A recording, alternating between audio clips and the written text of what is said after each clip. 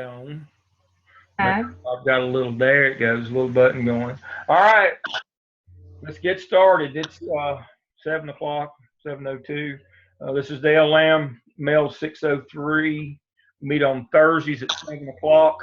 I want to cover all the Blackboard functions tonight. Make sure that we're square on all the requirements for the semester. So I'll just dive right in. I'm on the course overview page of Blackboard. Uh, Robbie, if you can hear me, wave your hand. I can't hear you. Uh, so I think you've muted yours or got a problem. Maybe you've got yours on mute. But anyway, we'll continue on. Um, First thing, only one of you has not done the enrollment verification activity. It's found under course overview. So Jeff, Joyce, if you're listening, and please go in and do your enrollment verification. Everybody else has done theirs. All right, welcome and course introduction. You're enrolled in 603. I'll send a Zoom invite for you to participate in class with me from 7 to, now my part goes from 7 to 8 every week, and if you will stop the recording, if you want to ask questions or continue discussion, we'll go on for a while after that, but I don't like to record those because remember, these go on YouTube for public viewing. So I'll do my part for the first hour. You can ask questions during my part. And what my part is an extension of that week's weekly schedule lesson. It's the practical application of things that you should know when you become an assistant principal. Nobody gets the battlefield promotion. Everybody has to be an assistant principal before they're a principal. Assistant principal is a technician level position. It is a leadership job, but it's a technician level position. You're going to need to know law and finance. And so hopefully I can steer you through some of the pitfalls of that. So that's what I'm going to do every week, is cover some materials and those materials are already listed on Blackboard under the Zoom sessions, as you can see over on the left. If you want to see what materials I'm going to cover that night, decide whether you want to waste an hour with me or not, just click on the link that show you exactly what I'm going to cover that night. And it's practical stuff. It's the stuff that you need to know as a practicing administrator. So that's what I'll do now. We got 14 of these sessions. Counting tonight, we'll meet 5 times in September, and then we'll meet October 6th, and then we'll take off October 13th. We will not meet. That's our fall break week. I hope that coincides with your school district. If it doesn't, I'm sorry, but that's kind of halfway of the course. Then we'll pick back up on the 20th and 27th, and then we'll meet the 3rd, 10th, and 17th, and obviously we won't meet the week of Thanksgiving on Thanksgiving Day, and then we'll have December 1st, 8th, and 15th. Remember, your online attendance is optional. It's not required. Hopefully by about 9 o'clock or so, I'll have this video posted on YouTube, and I'll send you a link, and you can just watch it at your leisure. And again, the supplementary materials I'm going to be covered are under the Zoom sessions over on the left. All right. Now, to start this course, go to weekly schedule. Obviously, you have weekly lessons, reading. Let's see if I can get this one to pop up. I'll sometimes load these in advance, but I want to always make sure that they work the first time after I've uploaded them all. Let's make sure that they'll come up for you. If they come up for me, they should come up for you. Okay, excellent. All right, so you can see I have the week. It's like for this week, we'll do introduction and master scheduling. I'm going to cover OMA a little bit later tonight, and I have all your assignments. Your assignments start with next week. Your evidence artifact work, what and when it's due, I've got that schedule over here on the right-hand side as a reminder. Now, next week, we're doing preventative law, developing risk and crisis management plan, and you have a discussion board. Now, you need to stay on track with your evidence artifact work. You need to stay on track so that you can get it posted in discussion board and get it peer reviewed and get it to task stream on time. Now that's not a maybe, that's a have to. Now, posting your weekly discussion boards is not a have to. I don't do the work available on Sunday night at midnight through the next Sunday night at midnight. I don't have a time limit on discussion board. I know life gets in the way, and I know that you're busier at some times than others. My suggestion is you try to keep up weekly, but I don't set the course up where you can't do next week's work in 2 weeks. If that's your schedule, then that's fine with me. But your evidence artifact work, discussion boards, and peer reviews need to be timely because others depend on you for those things. So make sure that you're timely on that. But it's not life and death if you didn't do your discussion board this week.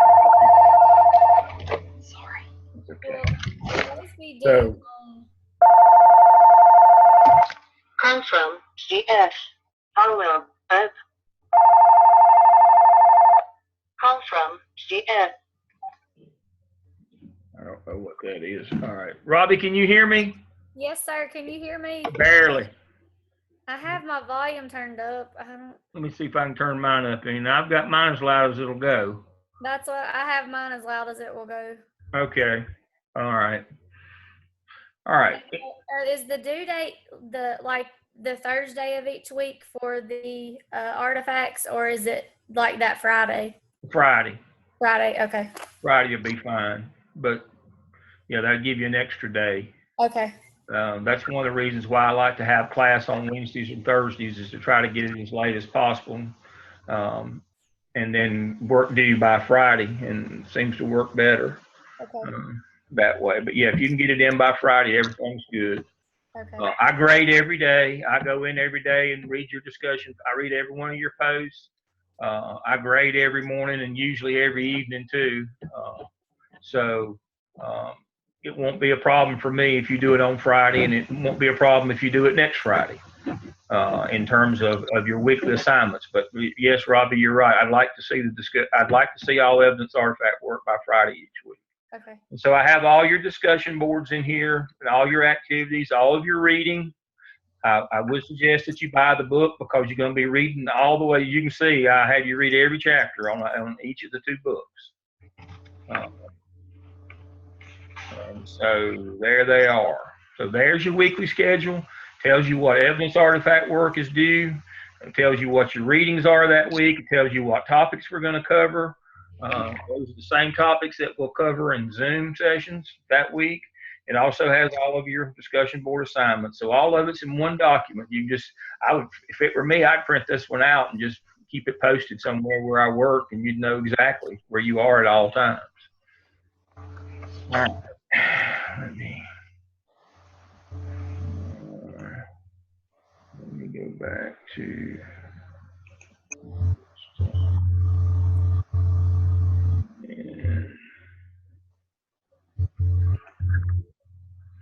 All right.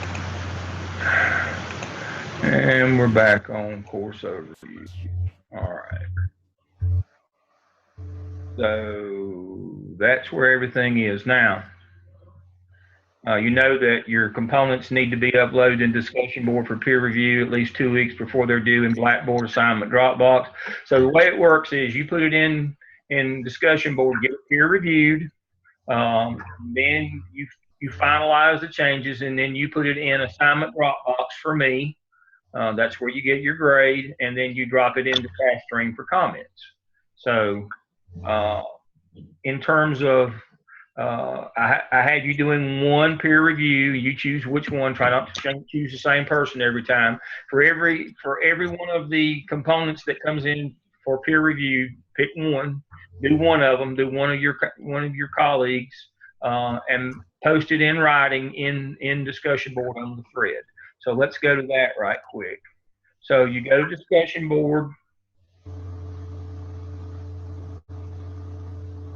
And as you can see down at the bottom of discussion board, this is where you would upload your component C for peer review, and that's where you would upload the peer review of one of your colleagues. Just one. You do one for each of the 10 components that are due this semester. So that's where you post yours, and that's where you post your one review of somebody else's. And hopefully that way everybody will get a review, but I'm not going to assign that. So that's where those go, is in assignment Dropbox. or excuse me, in discussion board. And discussion board is where you'll have all your weekly, you'll post all of your weekly assignment stuff, like your crisis plan, things like that. So that's where that is. All right, now assignment Dropbox. What do you put in there? You put once your evidences have been peer reviewed and you've got them edited and they're ready for task stream, you drop them in here and I give you a grade. So you'll see there's a place in here for the 10 components and for the final, which is the skip and the OMA, the final where you put all 5 of them in one document and get them ready for the final submission. Okay? Everybody understands that in task stream, you put all the components in individually. It says on your web page, it says skip A, B, C, D, and E. Then there's a box that just says skip underneath that. That's where the final one goes. It has all 5 parts in one document. If you look under task stream tools, over here on the menu, I've got some things here that will help you with that. I've got some examples of completed evidence artifacts that show the final one that has all 5 in it. I've got a quick reference guide to make sure you've got it all in there. And I've got how to write your summary and descriptors that go in with the final evidence. You have to write a 3-part summary and you have to write the descriptors. Most of you write the descriptors in your paper. If you do, it's the same ones.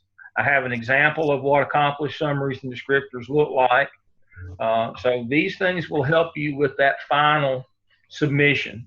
And remember, that final submission is where you get the state grade, the one that matters. The grades along the way are for Gardner Webb on each of the individual components. The one that matters for graduation and license is that final one that gets the state grading.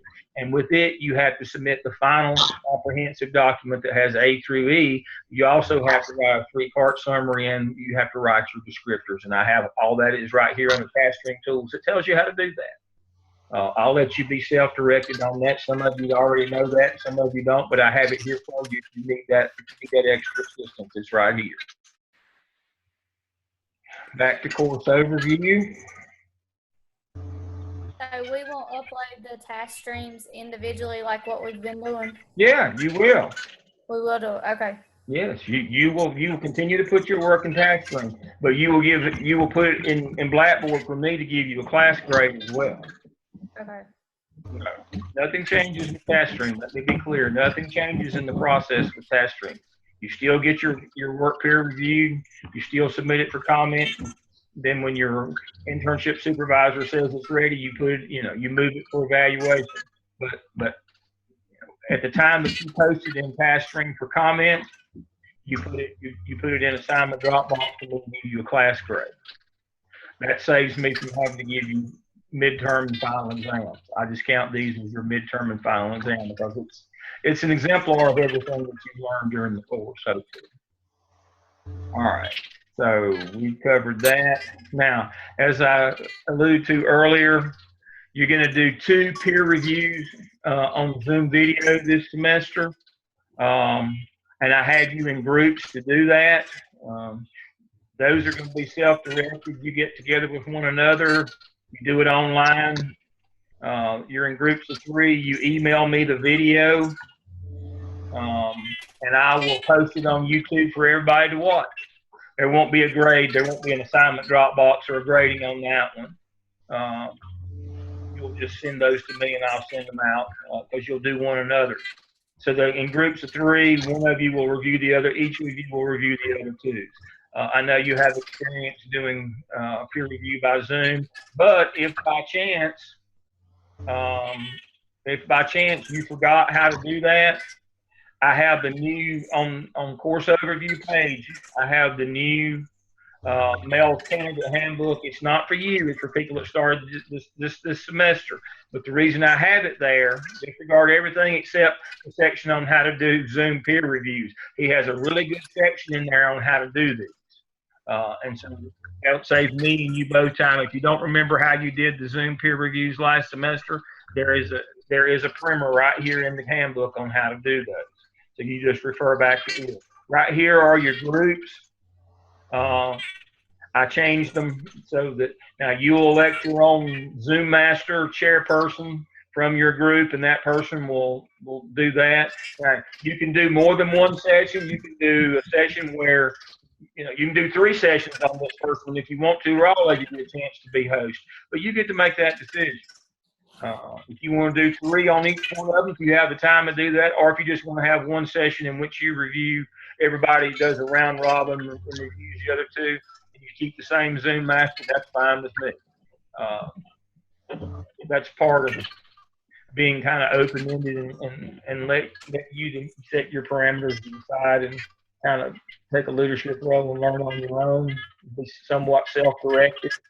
I did make the groups for you, but you can within your groups, you can decide who does who, what, where, and when. In the end, I'm just interested that you do the reviews and that you get them to me. Now, my understanding is that there's been a minimum time limit before on sometimes on reviews. There is no minimum time limit for me. If you can do the reviews in 15 minutes or if you can do it in an hour and 15 minutes, either one is fine with me. Again, be self-directed. Be about your business. Be professional. Get in, get out, get done. I would suggest that you run these meetings much like you would a PLC with norms and values, deliverables and roles and those kinds of things. You might want to review How to Run a PLC by Richard DeFore.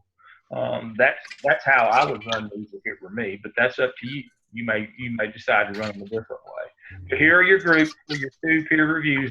The two peer reviews you will do of your group are the final skip and the final OMA, and it tells you that right here. So you have 10 written ones, and they're kind of informal in discussion board, and you have two sessions in which you do Zoom peer reviews. So that shouldn't overburden you. And I've only and I've not given you an extreme number of discussion boards, and they're practical things. Locate this or get that kind of things, or go watch a discipline session. You can read those. They're practical things. I think you should be fine on those. Your required text, and I do suggest that you buy these because you're going to be reading them all the way through, and they'll help you with your weekly assignment. Is the Principal's Quick Reference Guide and Resource Management for School Administrators. These are both very good. They're not real wordy. They're kind of to the point, and so you will like those. Here's my information.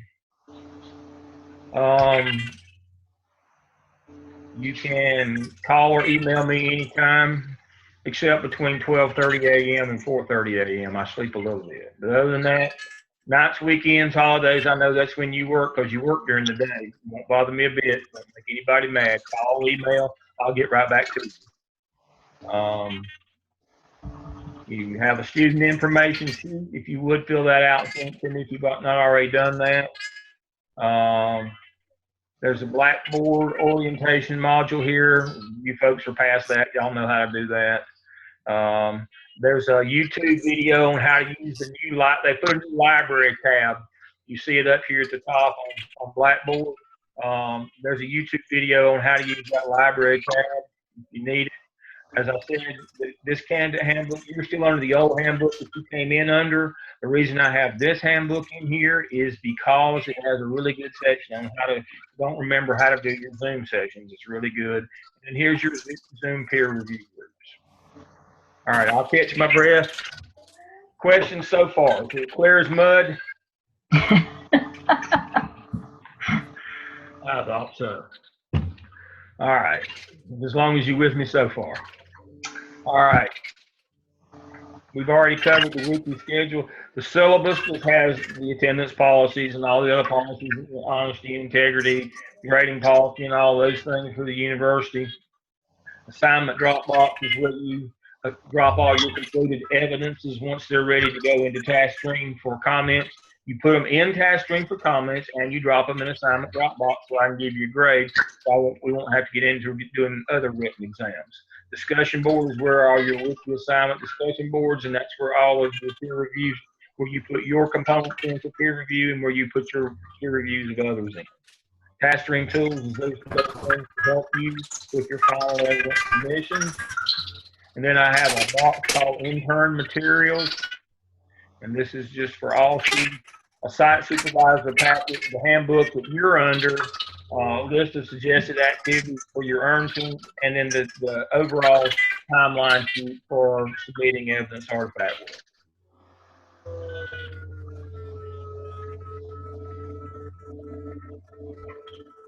All right. Okay. All right. What I will do each week is I will go to the needs grading, and whatever you posted in assignment Dropbox, I will go there and grade it. I will go to the discussion board, and I will read the posts and comment on those. And those assignment posts from discussion board, I grade those in discussion board. They give me, I've got my grading set up in there. So you get a grade on all the submissions that you make of your evidence artifact work, and you get a grade on all of the discussion board questions, and you get a kind of a pass-fail grade on all of your peer review work. So that's how the grading is set up. There shouldn't be any issue as long as you follow all the work that needs to be done. Everything will be fine. I've got all the interviewing stuff in here that I'm going to cover. I think I also have that in session 14. Let's look and see if I have that.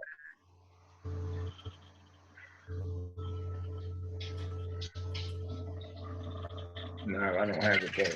At some point this semester, I'm going to, when I have a night that's not too busy, I will cover all these activities I have for interviews, the different kind of job interviews that you're going to experience once you start applying for assistant principal jobs. I will cover those on a night that's not too busy. I think somewhere about midway of the semester, I have a night that's not too busy. I will cover these things with you. There are 4 different distinct types of job interviews that you go through. Now, to get an assistant principal job, you start out with either a written or an oral interview that's basically to determine your judgment and thinking ability, and then you go to a group interview, and then a principal interview, and then a superintendent interview. And I have all the skills that go with those. I have some tips on things to bring to a job interview, and my top 10 from my years hiring people, kind of pet peeve things for job interviews. I'll share those with you, but those are under income materials if you want to look at them. All right. Questions about anything that I've covered so far in Blackboard? I just want to make sure I'm clear on one thing. When we go to assignment Dropbox to drop our artifacts once they're ready for task stream, Yep. do we still go into task stream and request comments from you? Yes. And internship professor? Yes. Nothing changes about the task stream process. I just had you put them in assignment Dropbox so I can grade them. Okay. I don't have access to your task stream account. That's a change this fall in that the course instructor no longer can go into task stream and read your work and comment like before. So I've set up assignment Dropbox so I can see your work and make sure that you've done the work that's required while you're with me this semester. We're using assignment Dropbox for instructors rather than task stream now. Okay. That is one fundamental, one, I guess, fund or structural change in the programming is that you have to give me your work separately before I can see it when you post it. So that's why that is a change. But you still put the work into task stream just like you always did. It's just one extra step now because I can't see the work in task stream. All right, good question. All right, so Zoom session 1 for the 9th. I'm actually on time. We have reviewed all Blackboard functions. We have reviewed task streams. That's why I'm glad Robbie asked you that question. We reviewed your task stream functions, and I've shown you where if you need task stream help, you can go to task stream tools over here on our menu. I have some items in there to help you with your task stream submissions. All right, the content for the night is you've already been introduced to the SKIP and you're continuing to work on it, the school community plan, involvement plan. But this semester, the new work that you to be introduced to this semester is the OMA, the Organizational Management Analysis. Let me click on that, and I hope that you will stay with me. I believe you can still see. All right, so the OMA,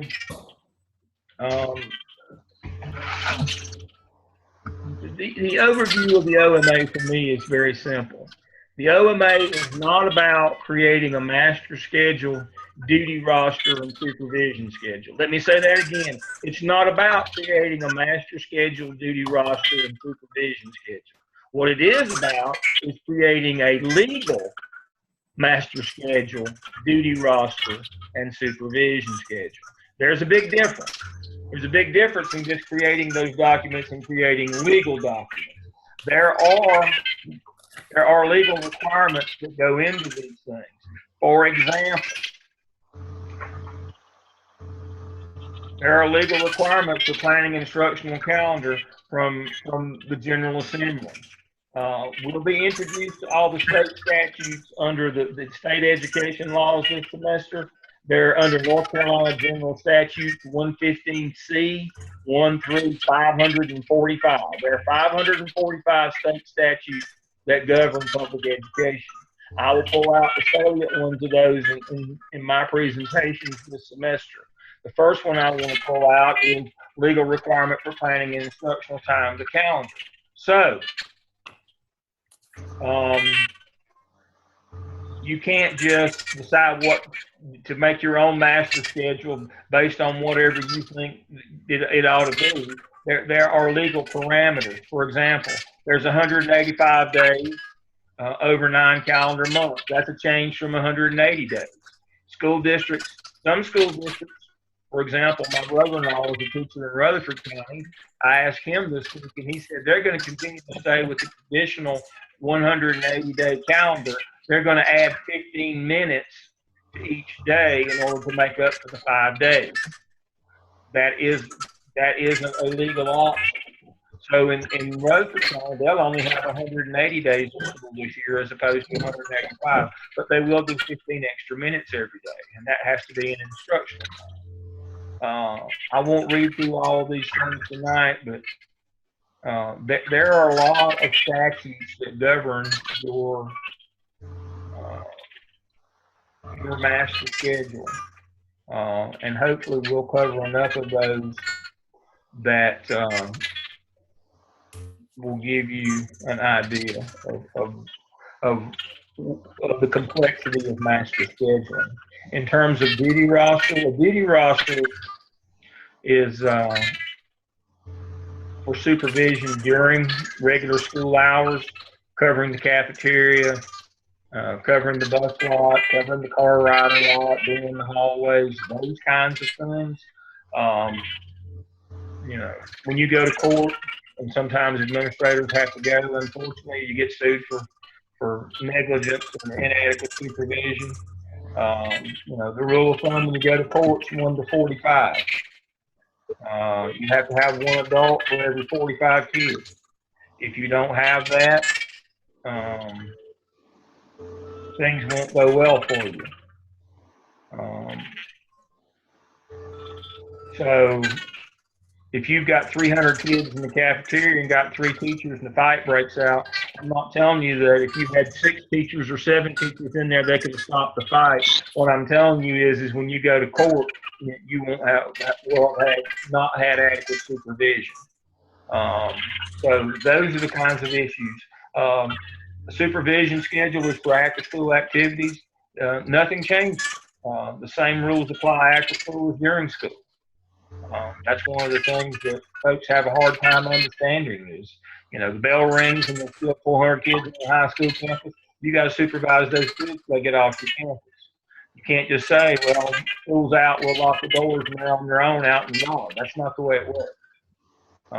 So hopefully you'll get an understanding through the semester of the legal requirements for developing the master schedule, your duty roster and your supervision schedule. Remembering that your master schedule has to be fed into NCWise and generates the school activity report every month. The SAR, which tells how many students, which speaks to class size, highly qualified, and all those kinds of things. So a lot more to it than just making one. There's a lot of legal things that are required. So in component A with the functional analysis,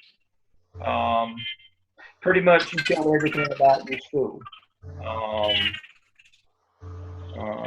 You look at your teacher working conditions survey in terms of facilities and resources. You look at your EVOS composite score, census data, SACS, advanced ed, all the things, everything that's measurable in your school goes into component A. It is a data day. You'll present your school's master schedule, your duty roster, your extra activities, supervision schedule, your teacher handbook, code of conduct, PBIS plan.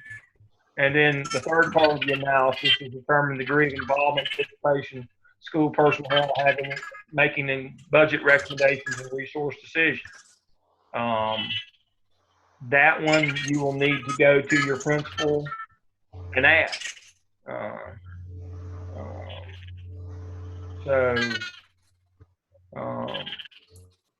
This one is very specific. There's 3 parts to this one, and it tells you exactly what they're looking for. First part, detailed analysis of school, context internally and externally. Your external context is your community. That can be found usually in your SACS report or your NC report card. If your school is located in Fayetteville, the population, the demographics, those kinds of things. And then everything that's measurable on the inside, everything that's on the state report card, PWC. And then, all of your documentation, your master schedule, your duty rosters, all those things. And then the third is interview your principal about how much input the faculty has into resource decisions and budgeting decisions. So that's A. B is instructional capacity building. This one basically is a recap of what you did in the APTEL, where you led a group of teachers in staff development to improve instruction. Be careful and make sure that you understand this is leading staff development that improves instruction. PBIS is not appropriate here.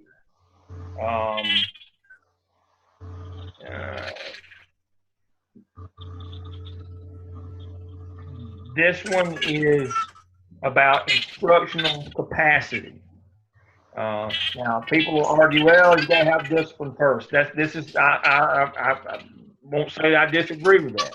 But this one is about instructional capacity. This one is about Marzano. This is about teaching practices. This is about reading 3D or some other instructional initiative in your school that you lead staff development in that. Something instructional.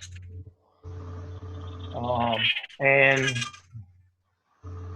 make sure that you understand that your staff development should be based on best practices and staff development as outlined by Linda Darling-Hammond. It should either be group, whole group, small group, PLC, or it can be one-on-one coaching. But it should follow the tenets of Linda Darling-Hammond in terms of putting together a model that's appropriate. It shouldn't always be whole group, shouldn't always be, it can't always be one-on-one. But following the tenets of her, so design a staff development program that speaks directly to instruction. Second part is analysis of school process and recruitment, hiring, and retention of teachers. And then you give an overview of the legal process of teacher observation and evaluation. I have all these materials in the weekly sessions. You can click on the Zoom sessions for the week that we're covering those things. Look at the weekly schedule. I have these things in there for you.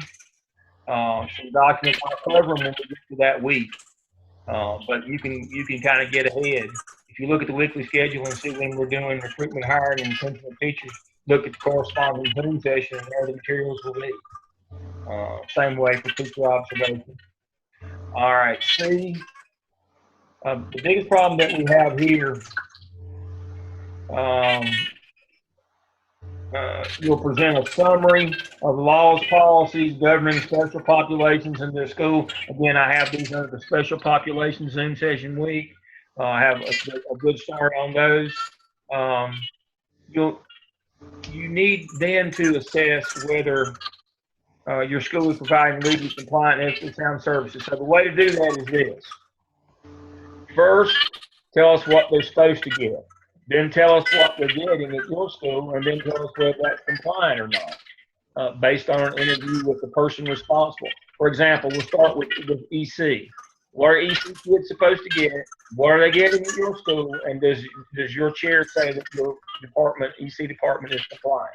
Now, special populations is more than just exceptional children. This is where we always have the problem.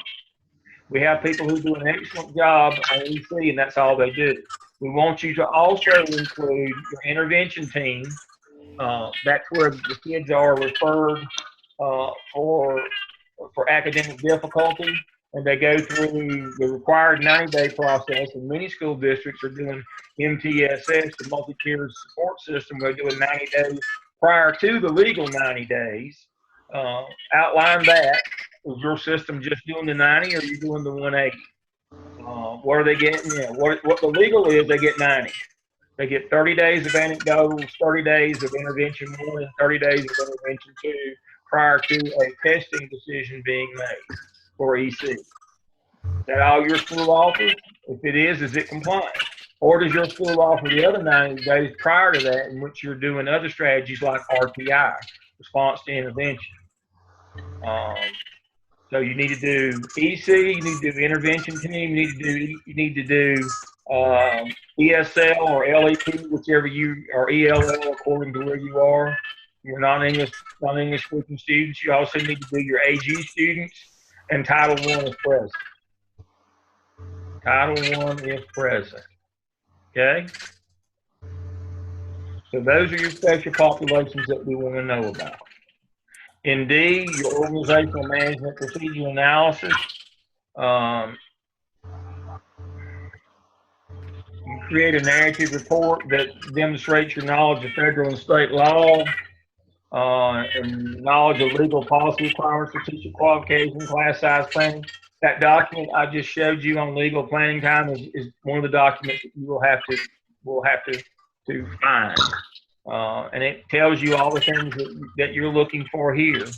And then in the second part, and this is the one that students miss too, we want you to present, we don't want you to create a new master schedule. That's too involved, and that's not worth the time it takes. What we want you to do, we want you to analyze the following: the master scheduling process, the staff duty roster process, extracurricular, the handbook, and the code of conduct. We want you to look at all these processes. How are they developed? What's their strength of the process, not the product? What's the weakness of the process that you use to develop these? And how could we improve these processes? The biggest mistake people make about master scheduling is they think if you get a bad master schedule, you just go to that big whiteboard in the principal's conference room and start rearranging the stickies on the board. Some of you older folks know what I'm talking about. You've seen those. That's from my era. We had a big whiteboard with the stickies on it before computers came along. And I think that's the way that you make your master schedule better. What you generally do is just make it worse by doing that. If you want a better master schedule, duty roster, supervision schedule, if you want a better one, you will, you have to change your process of how you develop the one that you got. That's the deal, is you got to change the process. And so that's what this is about. It's your procedures analysis, not product analysis. That's where the students make their mistakes. They look at the schedule itself and say, oh, it's a bad schedule. Well, they're all bad. But how did it get to be bad? What did you do or didn't do that made it too bad? What could you do differently? Again, this is what's the theory of insanity? You do the same thing over and over again, and expect a different result. If you follow the same process that you always followed in developing these items, like doing something dumb like putting a sign-up sheet in the teacher's lounge for duty and supervision, and then you wonder why nobody shows up at the ball game on Thursday night in the middle school because nobody signed up. Well, that's a bad process. You can't be mad at the teachers. You left it open for them. You can't just hope that somebody, that teachers are going to distribute themselves equally and there'll be somebody at every one of your events after school. No, that's hope. Hope's not a plan. You need a process plan to make sure that you've got an adequate number of teachers at your Thursday afternoon middle school ball game. And putting a sign-up sheet in the faculty lounge is not a plan.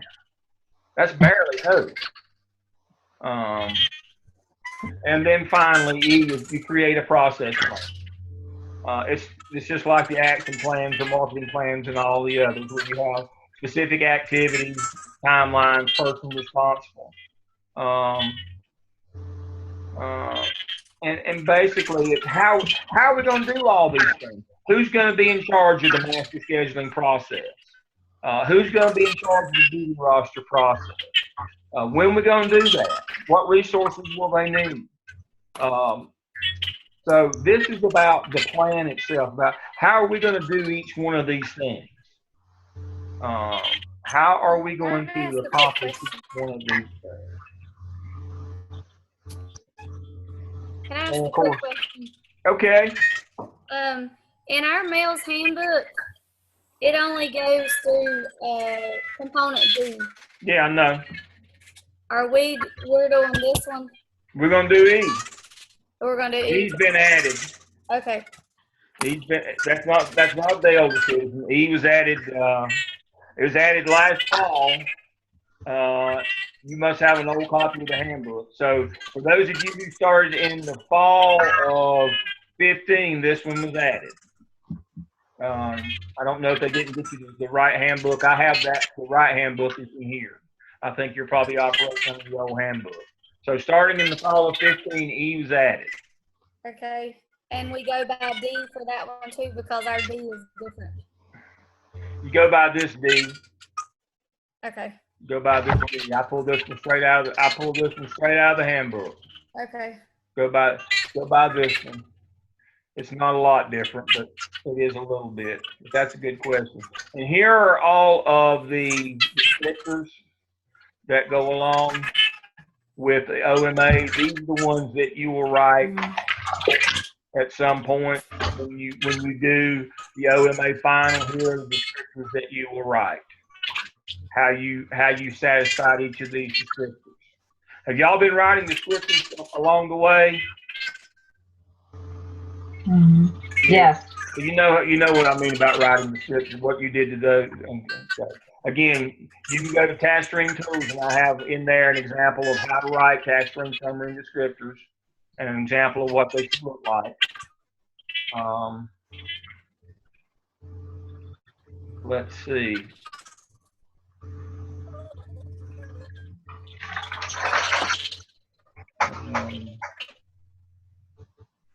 Let's look at those right quick.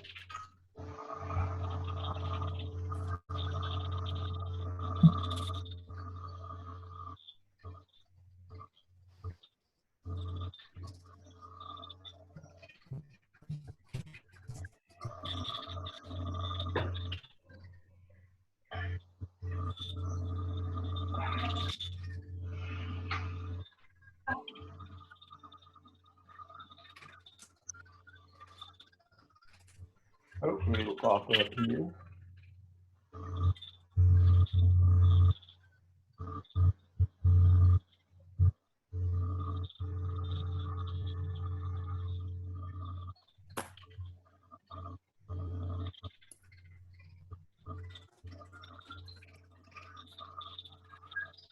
Come on.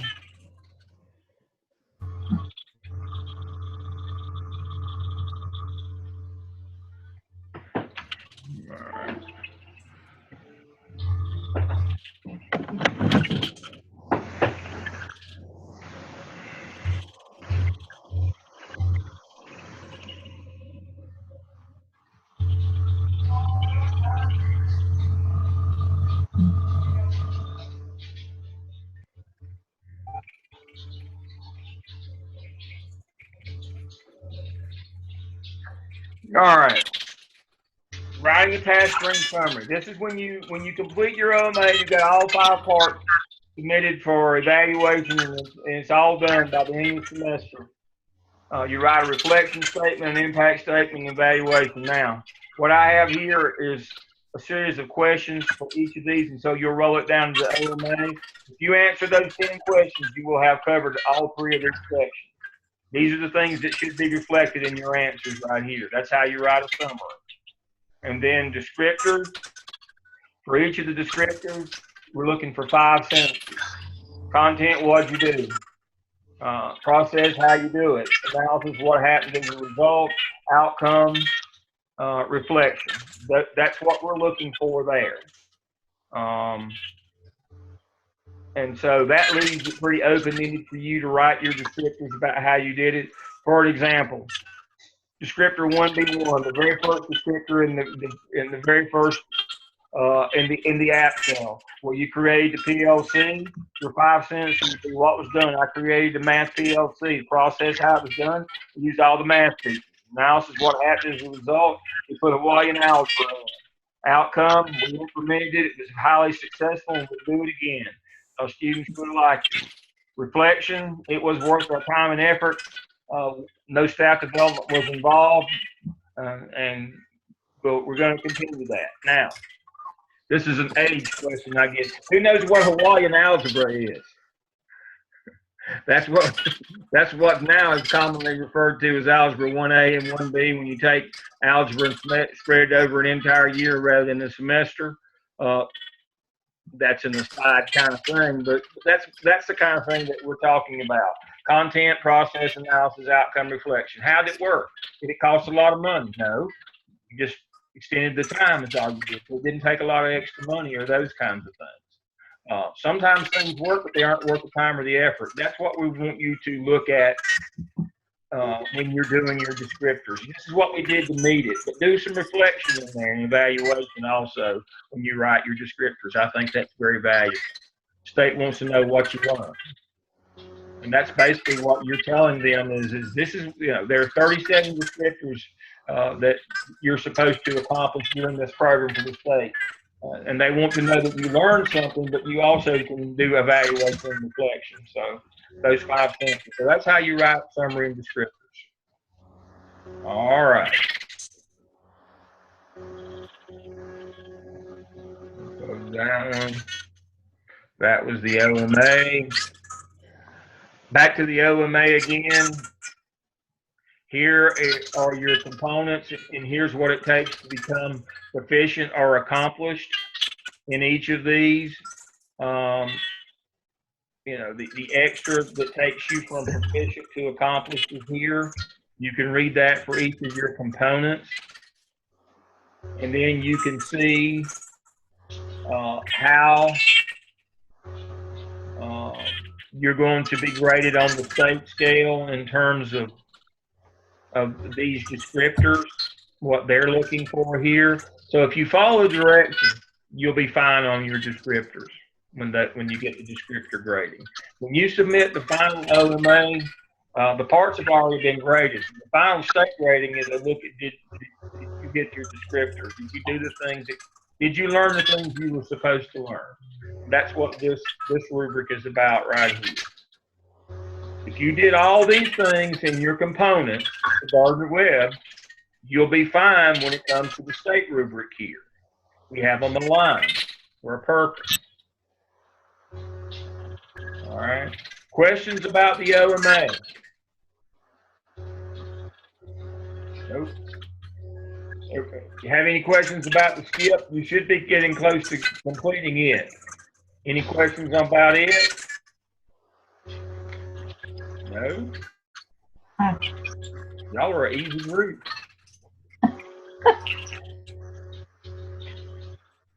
All right. Okay. All right. Let's see if we've covered everything we were supposed to cover tonight, and then we'll look ahead a little bit.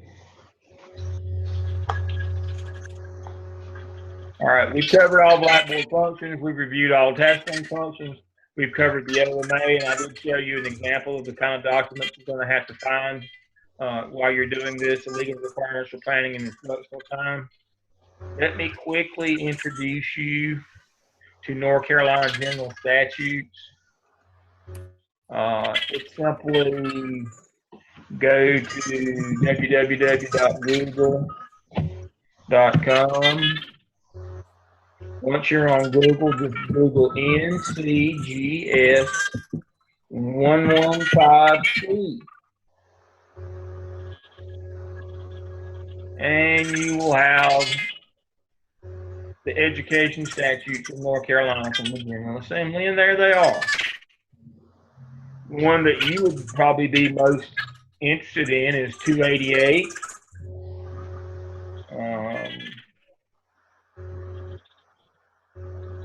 which is duties and responsibilities of the principal.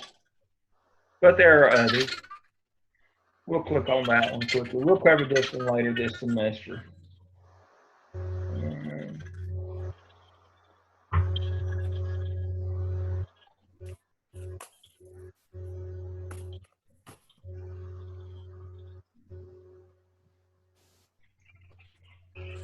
There we go. It tells everything that the principal is legally responsible for. And there's 545 of these different statutes. This is 288. But 115C of the general statutes is where you'll find all the education law from North Carolina. And we'll be in and out of that all semester. But that's someplace you can go and you can start looking at that now. That's one of those next, looking forward kinds of things. That would be a good thing for you to look forward on that one. All right. So that's where that one is. Looking forward to next week. What you're responsible for next week.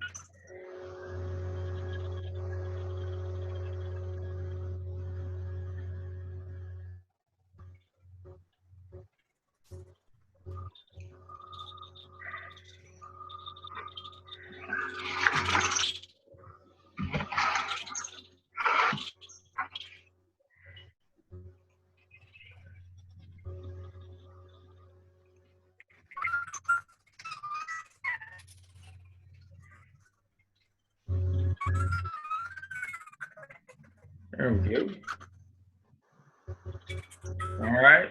So looking at next week, preventive law, developing risk and crisis management plans, assessing the school safety plans.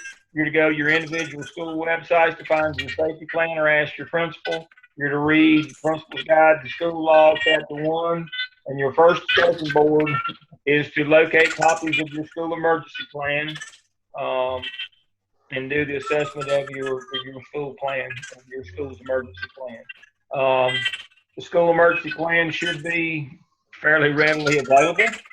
What I asked you in the discussion board, how long it takes you to find it. If it takes you a while to find it, it's not really an emergency plan. Emergency plan should be readily available. So that's the thing that you're going to do for next week. All right. I see that I'm right dead on my time. I've got 5 minutes left now for questions. Any questions about anything that I have covered tonight?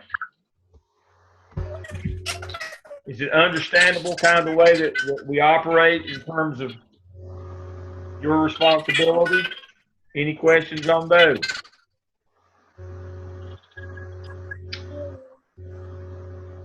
Can you hear me? Yes. Do we need to include the emergency action plan for athletics as well? I would love for you to. That's a great question, Amanda. That's a great question. Okay. I would love to see one of those. Okay.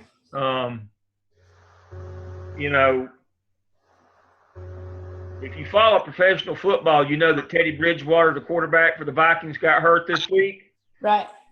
He nearly lost his leg. People don't know that because they didn't have an emergency action plan for athletics. They ended up having to call 911 and wait on an ambulance.